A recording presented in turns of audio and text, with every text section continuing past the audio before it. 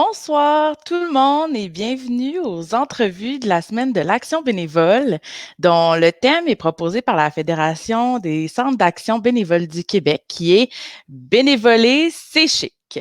Alors, ce soir, mon nom et mon nom pour le reste des prochaines entrevues seront et Caroline Gingras, directrice de l'administration des Scouts du Montréal métropolitain.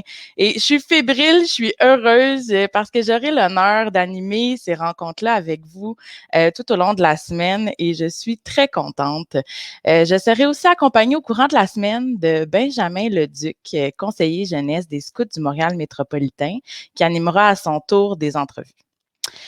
Tout d'abord, permettez-moi, en mon nom personnel et celui de l'équipe de la permanence du district, de remercier sincèrement et chaleureusement chacun des bénévoles. L'union fait la force et c'est ce que les bénévoles ont démontré face à la pandémie. Nous admirons votre courage, votre résilience et surtout votre passion pour la jeunesse. Merci, merci sincèrement de continuer à choisir le scoutisme. Chaque jour cette semaine à 19 heures, vous en connaîtrez davantage sur le parcours des bénévoles qui ont choisi de s'impliquer au sein du mouvement scout. C'est des parcours impressionnants, des gens passionnés, diversifiés les uns des autres. C'est d'ailleurs ce qui fait de notre mouvement une grande famille unie et mobilisée pour la jeunesse. Avant de vous présenter notre invité et de l'accueillir, je vous rappelle qu'il est possible de gagner un nœud papillon en adressant une question à notre invité dans les commentaires. Il n'est pas nécessaire que votre question soit sélectionnée pour participer au concours, il suffit simplement de l'écrire en commentaire. D'ailleurs, si vous souhaitez que votre nom apparaisse à l'écran lorsque j'adresserai votre question à notre invité, n'oubliez pas de cliquer sur le lien StreamYard et d'autoriser l'application. Le lien est dans la description de l'événement et les gagnants seront annoncés lors de notre diffusion en direct de samedi le 24 avril à 19 heures, soit la dernière journée des entrevues. Alors, sans plus tarder, il est multidisciplinaire, doctorant à la faculté de droit, coordonnateur scientifique et président bénévole des Scouts du Montréal métropolitain. J'accueille Lady Rivas Zanou. Bonsoir. Ton micro est fermé. Ça leur a été la phrase cette année. Désolé pour cette déconvenue. Bonsoir Caroline et bonsoir à tout le monde. Ça va bien? Ça va très bien. Et toi-même? Oui, ça va bien. Merci sincèrement d'avoir pris le temps ce soir d'échanger de façon virtuelle et d'être officiellement notre premier invité aux entrevues. Comme j'ai mentionné dans mon introduction, tu as vraiment plusieurs mandats, tu es impliqué, plus que pas assez. Nous, on se connaît parce qu'on travaille étroitement ensemble, mais pour ceux et celles qui nous écoutent, est-ce que tu pourrais nous faire un petit peu portrait de ce que tu fais dans la vie? Ben, merci. Dans la vie, actuellement, je suis candidat au doctorat, comme tu l'as annoncé. Je fais une thèse de doctorat qui porte sur les enjeux juridiques de la consommation mobile. En réalité, j'analyse le processus contractuel d'achat en ligne via la téléphonie mobile. Je suis également coordonnateur scientifique d'une chaire de recherche qui est spécialisée en droit des technologies et du commerce électronique à la faculté de droit de l'Université de Montréal. Et en plus de cela, je m'implique auprès du mouvement Scout et plus précisément au district des Scouts du Montréal métropolitain. Donc, je préside le conseil d'administration du district. Puis, tu puisses ton énergie où après une semaine de travail là, pour faire du bénévolat?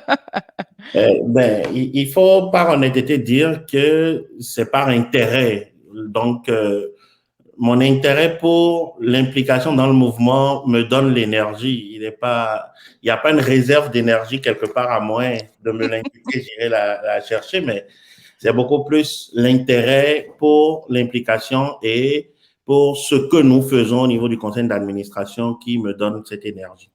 Ben, en fait, c'était une de mes questions parce que toi, tu es impliqué ben, justement au sein du conseil d'administration, mais outre le fait, parce qu'on va y revenir, là, sur pourquoi le mouvement, puis qu'est-ce que le mouvement en particulier, mais qu'est-ce qui t'a amené, en fait, au mouvement, là, parce que, bon, pour plusieurs, t'es arrivé, pouf, au sein du conseil d'administration, là. Oui, ça pourrait paraître un peu hasardeux, ma présence au conseil d'administration, mais en réalité, ce qui m'a amené, c'est que euh, j'ai rencontré une amie qui est impliquée au scout et qui m'a présenté le mouvement et m'a parlé aussi des changements organisationnels dans lesquels le mouvement souhaiterait ou le district souhaiterait s'engager. Et donc, m'a présenté le président du conseil d'administration d'alors, je le nomme Jean-Marc Pichen, et le conseil d'administration m'a invité à quelques séances. En tant qu'invité, je n'avais pas droit de parole ni droit de vote, ou du moins j'avais droit de parole quand on me l'accordait. Et donc, je suis venu assister à quelques deux, trois délibérations. Et cela coïncidait en même temps avec une période où les scouts du Montréal métropolitain renouvelaient leur conseil ou s'apprêtaient à renouveler leur conseil d'administration. J'ai échangé avec le président sur certaines questions d'ordre, je dirais, organisationnel et juridique.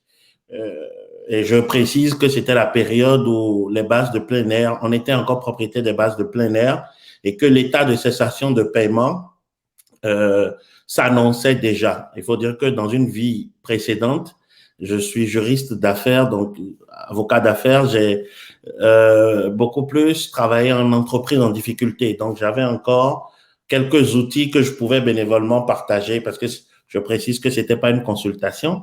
Je le faisais à titre gratuit, évidemment. Donc, j'ai discuté avec le conseil d'administration et le président Pichen qui, par la suite, m'ont demandé si j'étais intéressé à participer au conseil d'administration en m'impliquant. Et donc, voilà comment je suis venu au conseil d'administration et dans le mouvement. Donc, une amie et ensuite, c'est le conseil d'administration de 2018, je pense, qui m'a accueilli à quelques séances et puis ensuite, me voici impliqué. Ça a été la première année, si ma mémoire est bonne, c'est la première année où les membres avaient voté pour ouvrir un nouveau créneau d'administrateurs qui étaient des gens de la communauté. Fait que tu as été vraiment ambassadeur de tout, là, ambassadeur des gens de la communauté, ambassadeur présidence, vraiment, c'est la première fois qu'on avait de mémoire un président ou une présidente qui était qui venait pas du mouvement parce qu'on n'avait pas eu de personne externe avant, là. Oui, et d'ailleurs, je profite de cette occasion pour euh, remercier les membres de leur confiance parce que c'était un risque qu'ils avaient pris. Je sortais de nulle part, mais j'ai bénéficié de la confiance des membres qui m'ont élu d'abord en tant qu'administrateur, effectivement dans la catégorie des membres de la communauté, et j'ai ouvert le bal avec un collègue d'époque, Ashraf Traoui, Oui, qui était l'ancien trésorier on général. salue. Oui, que je salue au passage. Donc, nous avons ensemble ouvert le bal des membres de la communauté. Donc, je remercie les membres pour cette confiance et je remercie également mes collègues administrateurs et administratrices qui ont bien voulu placer leur confiance en moi et qui m'ont confié la responsabilité de la vice-présidence du conseil d'administration la première année. Donc, je ne manquerai pas également de saluer mon président d'alors, Jean-Marc, qui m'a quand même témoigné une certaine confiance, ce qui a facilité nos relations de collaboration et de très bonnes collaborations. Ben, en fait, je reviendrai plus sur ce qu'on discutait au début sur justement le mouvement. Bon, outre le fait que je pense d'emblée, je me permets de dire que tu es une âme généreuse, qu'est-ce que le mouvement en particulier comme attache, qu'est-ce qui t'intéressait là, dans le mouvement? Euh, Par honnêteté, je me dois de dire que j'ai une certaine expérience d'implication. Je me suis toujours impliqué sur je dirais, dans différentes associations. Et donc, ce qui m'a en premier lieu frappé et intéressé, outre la bienveillance du conseil d'administration d'alors qui m'a accueilli, je dirais qu'en priorité, c'est la cible du mouvement. Et quand je parle de cible, je pense essentiellement aux jeunes. J'ai compris qu'il s'agissait d'un mouvement qui avait pour centre d'intérêt la formation ou une proposition éducative non formelle pour les jeunes afin qu'ils soient de meilleurs citoyens. J'ai trouvé le projet ambitieux dans un monde où l'individualisme a pris le dessus et dans un monde où nous sommes en perte de valeur. Donc, je me suis dit qu'une organisation qui a à cœur les jeunes étant, dans ma perspective globale, la relève, je me suis dit que j'étais au bon endroit. Donc, ce qui a davantage motivé mon implication. Donc, je dirais en premier lieu que c'est pour les jeunes que je me suis impliqué. Et en deuxième lieu, et je terminerai là-dessus, je dirais que ce sont les valeurs que porte le mouvement. Parce que on l'oublie souvent, nous sommes un mouvement, donc nous avons des valeurs. Et quand moi, je suis allé me renseigner sur ce qui fondait ou la philosophie du mouvement et que je me suis aperçu que c'est un mouvement qui prône le respect, qui prône l'efficacité, qui prône l'engagement, toute chose qui concourt à l'épanouissement de l'être et au développement socio-organisationnel. Je me suis dit, c'est un lieu dans lequel je pourrais m'épanouir et je pourrais me rendre également disponible pour servir les autres. Donc voilà les deux grands éléments qui ont motivé ma présence et qui m'ont intéressé dans le mouvement. Est-ce que tu parles beaucoup de ce que tu peux apporter au mouvement, mais est-ce que le mouvement t'a apporté quelque chose? Oui, je serais ingrat de dire que le mouvement ne m'a rien apporté. Je serais ingrat de le dire. Et premièrement, ce que m'a apporté le mouvement, c'est ma découverte. Je suis allé à ma propre découverte parce que c'est un mouvement qui a certains piliers. Grâce au mouvement, j'ai découvert une autre façon de vivre le plein air. J'ai découvert également Quand tu dis vive le plein air, là, je m'excuse, je vais devoir t'interrompre parce en fait, je souhaiterais que tu expliques aux gens comment tu as découvert le plein air, point, parce que ça a été une première expérience, disons-le, là. Oui, en fait, je pense que quand il était encore possible d'organiser des événements ou des activités en présentiel, en griffe, puisque c'est un mot qui n'est pas dans le dictionnaire, j'ai, sur invitation généreusement d'un groupe, le 52e, et je salue d'ailleurs les membres de ce groupe, je saluerai deux personnes et je m'excuse auprès de tous les autres animatrices et animateurs que je ne nommerai pas, mais Christine Mousseau et Marie-Hélène Deneau sont impliquées dans ce groupe. Donc, sur invitation de ce groupe, j'étais allé à une de leurs activités, une sortie. Donc, pour vivre ou voir qu'est-ce que c'est le plein air, parce qu'il faut avouer qu'auparavant, je regardais de manière très distancielle le plein air et péjorativement, et je dois le dire par honnêteté, je me disais que c'était une activité réservée à une catégorie d'âge, donc à laquelle je n'appartenais pas encore. Donc, ce qui a fait que je n'avais auparavant jamais participé à une activité de plein air. Et donc, j'ai découvert le plein air grâce à une sortie de ce groupe. Et ça a été une expérience extraordinaire. J'ai rencontré et fait avec des jeunes des activités. J'ai fait une nuitée avec le groupe, mais ça a été extrêmement enrichissant. Et je garde en mémoire cela puisque c'est un souvenir précieux. Donc, j'ai découvert le plein air grâce au mouvement. Donc, entre autres choses que cela m'a apporté, c'est cette découverte.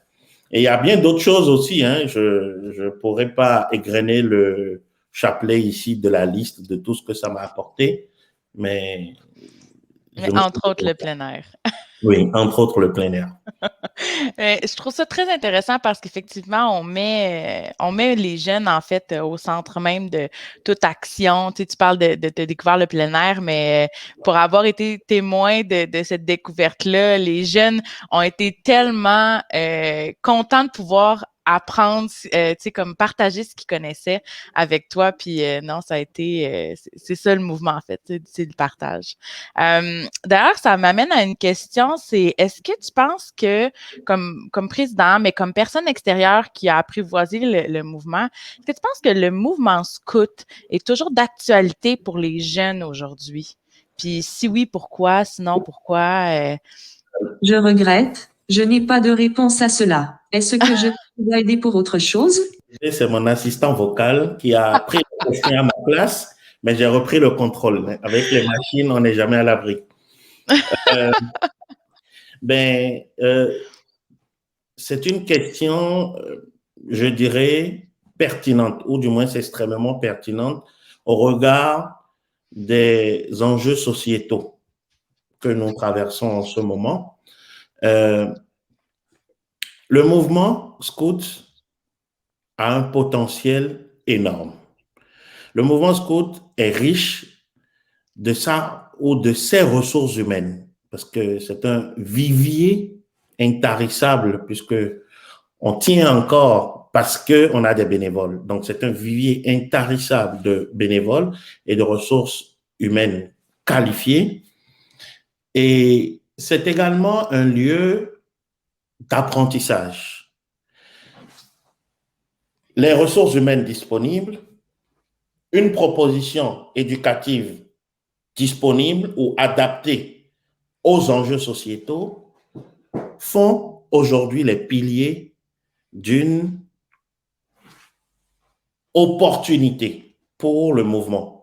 Donc, la pérennité du mouvement, si le mouvement doit continuer par l'intéresser, il doit entretenir, sinon chérir ces piliers-là. Donc, moi, je pense, au regard de, je ne trahirai pas des secrets ici, mais je pourrais vous dire, au regard des différentes perspectives, autant pour l'association qui coiffe le mouvement que pour le district, le mouvement scout est d'actualité.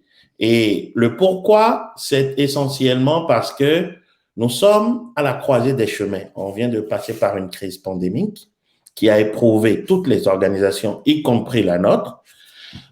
Nous sommes à la croisée des chemins parce que nous sommes en mal de repères. Il n'y a plus de référence, de valeur sûre, mais on a une offre pour mettre sur la table, et cette offre, je pense que elle est notre chance, elle est notre opportunité à la fois de continuer par résister et de continuer par accomplir notre mission. Donc, c'est un mouvement d'actualité qui, je l'espère, va renaître de ses cendres tel le phénix. Je dis renaître de ses cendres pas parce que le mouvement a brûlé, mais le mouvement a été échaudé.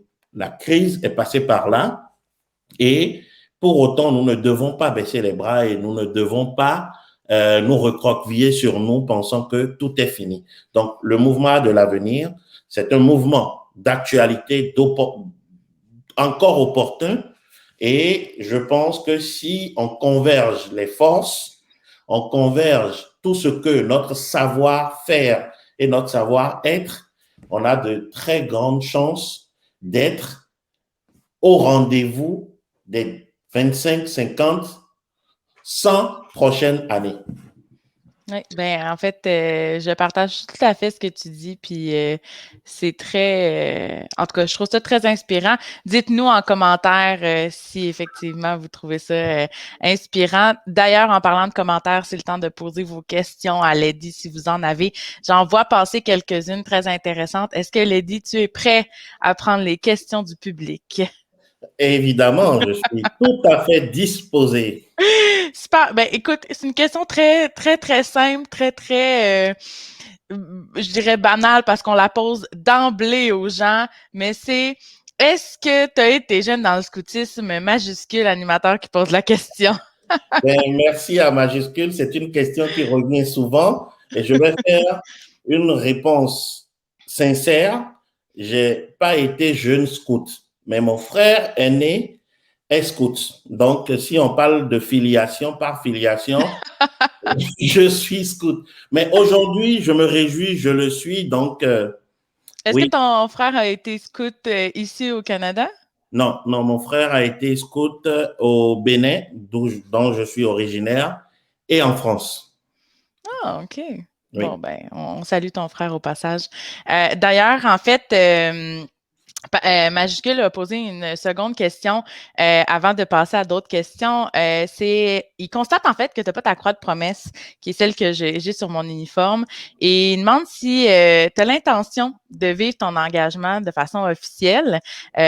Puis pour ceux qui ne savent pas, c'est ça ici, c'est cette croix-là, qui évidemment, le côte à côte, là, on voit rapidement que tu l'as pas. Effectivement, je l'ai pas, mais je dirais pas que c'est regrettable, mais c'est c'est vrai que la pandémie a le dos large, mais par honnêteté, je dois vous dire que c'était quelque chose qui était planifié et qui était en cours de préparation quand subitement nous avons été pris de court par la pandémie. Et quand on a été pris de court par la pandémie, le conseil d'administration a été extrêmement sollicité. Ce n'est point une excuse, mais je pense vivre mon scoutisme officiellement. Donc, très prochainement, certainement. C'est Euh, pour ceux qui nous écoutent qui ne seraient pas nécessairement scouts, c'est quoi une promesse? C'est quoi cette étape-là? Qu'est-ce que ça représente? Tu peux parler pour toi-même là aussi, si tu veux le personnaliser. mais la promesse, ça fait partie déjà des méthodes scouts. Et la promesse, c'est un engagement que vous prenez pour vous impliquer pour un groupe, pour le mouvement et pour partager les valeurs du mouvement. Donc, c'est un processus qui a pour aboutissement une promesse que l'on fait à la communauté dans laquelle on veut vivre son mouvement, Ouais. son scoutisme. Donc, voilà. J'ai une prochaine question qui est de Facebook User. En fait, j'invite les gens à donner l'autorisation à StreamYard pour qu'on puisse voir votre nom. Mais c'est en tant que président, quel est votre plus grand défi à venir? Merci. Mon plus grand défi à venir en tant que président, c'est que la Corporation des Scouts du Montréal métropolitain puisse continuer par servir les membres. Mon plus grand défi, c'est que nous puissions croître en tant que corporation, en tant que mouvement, et que les gens s'épanouissent dans le mouvement.